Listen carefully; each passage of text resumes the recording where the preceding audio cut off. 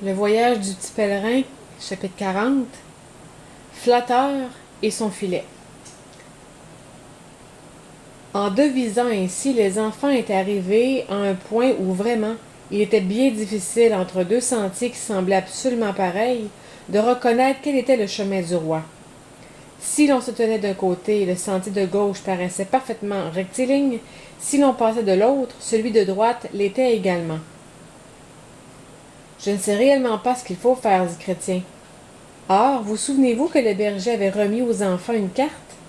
Si Espoir et Chrétien l'avaient consultée, ils auraient su sans hésiter quelle décision prendre. Mais ils n'y pensèrent point et perdirent leur temps à zigzaguer d'un côté à l'autre.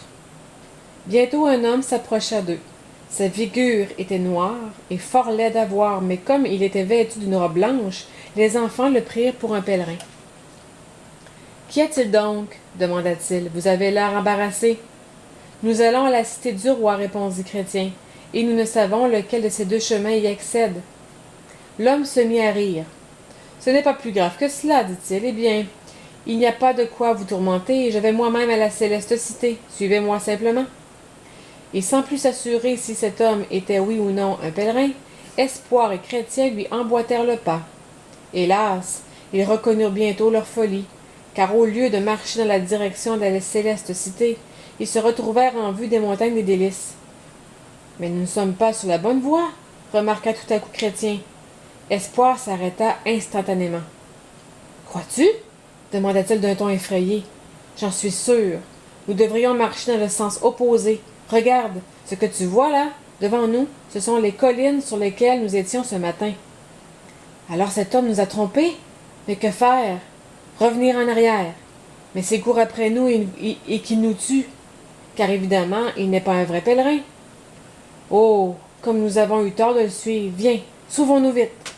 Au même instant, l'homme aussi se retourna, et avant que les enfants eussent le temps de faire un geste, il lança sur eux un grand filet, dans lequel ils furent complètement emprisonnés.